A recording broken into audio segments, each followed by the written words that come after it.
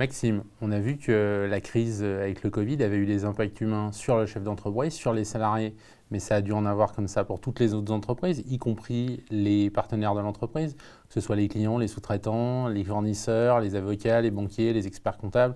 Tous ces gens-là, on fait comment pour travailler avec eux? On se débrouille et on s'adapte parce qu'en réalité, tout ce que nous avons décrit depuis le début de nos échanges, à travers ce qu'a expérimenté le dirigeant dans cette situation, à travers ce qu'ont vécu les salariés de l'entreprise.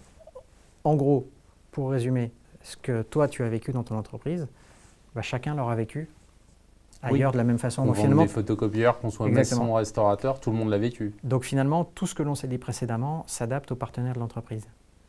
Ce que cela peut changer, c'est finalement comment nous allons décider d'agir en situation. Et ça, c'est dans notre pouvoir. C'est comment on va travailler avec ces gens-là qui vont faire comme nous et qui vont devoir s'adapter. Et oui, par exemple, dans le premier confinement, on a vu certaines entreprises qui ont décidé de geler tous leurs règlements en se disant on ne sait pas de quoi sera fait l'avenir et on va tout fermer, tout verrouiller. Moi, je crois réellement que ces positions figées vont conduire à une détérioration des relations.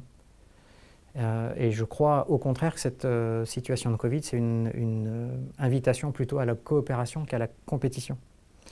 C'est dans un esprit de solidarité. Bien sûr. Si demain j'accepte de comprendre que chez toi, par exemple, il y a des contraintes pour rencontrer les collaborateurs comptables, peut-être qu'avant on pouvait se déplacer facilement pour venir déposer nos éléments comptables, peut-être qu'aujourd'hui il y a des conditions un peu différentes avec des heures de livraison, tout ça pour respecter tout ça pour respecter des mesures sanitaires. Eh bien, si j'accepte, moi, en tant que partenaire de GES, qu'il y ait ces adaptations, ça se passera bien. Si en revanche, je me rigidifie en me disant non, moi je veux pas changer. Toi client, toi fournisseur, moi client. Moi roi, toi tout. Exactement. Je crois que ce sera difficile. Donc encore une fois, de la plasticité, de la tolérance et de l'adaptation. Et peut-être, pourquoi pas, d'aller construire des solutions ensemble, parce que peut-être que des choses qui vont être modifiées ou des modes opératoires qui vont être modifiés, peut-être que nous pourrons aider nos fournisseurs ou nos partenaires à trouver une solution qui à la fois respecte les contraintes de l'entreprise, notamment les contraintes sanitaires, et qui pour autant permettent de répondre aux besoins qu'est le mien. Donc il y a peut-être aussi des choses. Tu vois, on peut passer dans un espace de co-construction et de coopération pour finalement faire de cette contrainte une opportunité. Et peut-être que demain, on décèlera à travers cette situation aussi des possibilités de gain de productivité, pourquoi pas, parce que ça va nous amener à questionner, à nous réinventer, à questionner différemment nos relations, nos modes de fonctionnement.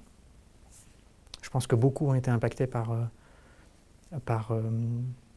cette crise dans la manière dont l'entreprise elle-même fonctionne. Et c'est aussi l'occasion et le moment de réfléchir aux organisations et de voir ce qui peut être fait différemment, ce qui peut être optimisé. Et ça, tout seul, tu ne le fais pas. Tu ne pourras transformer les choses que si tes parties prenantes sont d'accord pour avancer dans une même direction avec toi.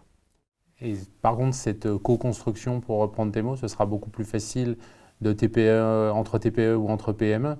Aujourd'hui, quand il y a un big de l'industrie, de la livraison ou de ce que vous voulez qui impose ses règles, on est un peu obligé de les suivre et on n'a pas trop le choix. Oui, je crois que ça bouge aussi un petit peu. J'ai beaucoup d'exemples de grandes entreprises qui ont... encore cette semaine, j'étais avec un cadre de la direction d'EDF qui m'expliquait que... quelqu'un qui travaille à la communication groupe, qui m'expliquait qu'ils ont conscience, par exemple, il faut intervenir des prestataires photos, vidéos sur leurs événements. S'il n'y a plus d'événements, il n'y a plus de prestations. Oui. Donc eux ont pris la décision de déclencher des paiements pour des prestations à venir, ce qui est complètement ils donnent des acomptes sur un truc qu'on ne sait pas ce qu'on va faire. Ils donnent des acomptes, mais ils payent même la totalité. Ce qui est ahurissant quand on connaît la qualité de règlement de ces entreprises historiquement. Donc je crois que les choses bougent. Et il ne faut pas oublier que dans ces grandes entreprises, il y a aussi des hommes et des femmes qui ont vécu le Covid. À leur manière aussi. À leur manière, donc ils ont été impactés.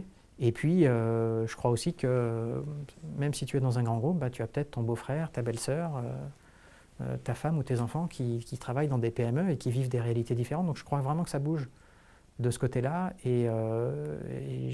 Ma sensation, c'est qu'il y a un vrai mouvement aussi des grandes entreprises de ne pas assécher le tissu économique des PME. Donc si on récapitule, ça veut dire que globalement, si on arrive à toujours être un peu tolérant et surtout à aller dans l'échange avec l'ensemble de nos partenaires, que ce soit des prestataires ou des fournisseurs purs ou des clients, on devrait arriver à construire une nouvelle organisation qui sera post-crise ou pendant la crise, on ne sait pas trop ce qui va se passer, et qui va permettre en fait à toutes les entreprises de se réinventer ou du moins de tenter de le faire. C'est ça. Peut-être que il est temps pour le dirigeant de regarder dans son environnement quels sont les partenaires qui auront cette élasticité et quels sont ceux qui resteront dans des positions figées, que ce soit des fournisseurs, des partenaires, des clients, et d'essayer de faire bouger ça et peut-être à un moment donné d'avoir des arbitrages dans les cas où on sentira que nous, on aura envie de faire évoluer les choses, mais qu'on sera confronté à quelqu'un qui, lui, à contrario, préférera rester sur une position figée. Donc c'est peut-être le moment de regarder ça. Et ça va être du cas par cas. Et ça va être du cas par cas, mais le bénéfice secondaire d'une crise telle que celle que nous vivons, c'est qu'elle est globale, elle touche tout le monde, et que ça vient aussi toucher les gens dans leur humanité. Et je trouve que ça devient un bon prétexte pour faire bouger des choses qui peut-être, il y a 6 mois ou 1 an, n'étaient même pas des sujets. Ah ben, il est sûr qu'avant la crise, on aurait dit, je sais pas, que la Poste allait se mettre à livrer le courrier 2 jours par semaine, ou que certaines grandes entreprises allaient arrêter leur chaîne de production ou autre. Personne ne l'aurait cru, que les avions allaient plus voler, ou des choses comme ça. Et aujourd'hui, l'ensemble de la population mondiale a accepté tant bien que mal toute cette nouvelle donne économique et sanitaire, avec plus ou moins d'entrain, faut l'admettre. Et aujourd'hui, on demande une nouvelle fois à toutes les entreprises de s'adapter pour coller avec le marché. C'est ça. Pour moi, cette année 2020 que nous avons vécue et qui n'est pas encore terminée, qui peut nous réserver encore une ou deux petites surprises. Des bonnes, j'espère. Elle est vraiment une invitation à la coopération. Et c'est notre pouvoir à nous de la saisir ou de ne pas la saisir. Et moi, j'ai confiance dans le fait qu'on va la saisir et que ça va amener des transformations positives. Donc on en revient au discours de notre gouvernement qui dit que la solidarité, ce sera la base de tout. Exactement. Merci Maxime. Cette vidéo clôture notre série de vidéos sur l'impact humain du Covid. Aujourd'hui, on espère que vous avez appris quelque chose, que ça vous aidera dans vos décisions futures pour affronter l'avenir. Et évidemment, toute l'équipe de GEST restera à vos côtés pour vous aider. Merci.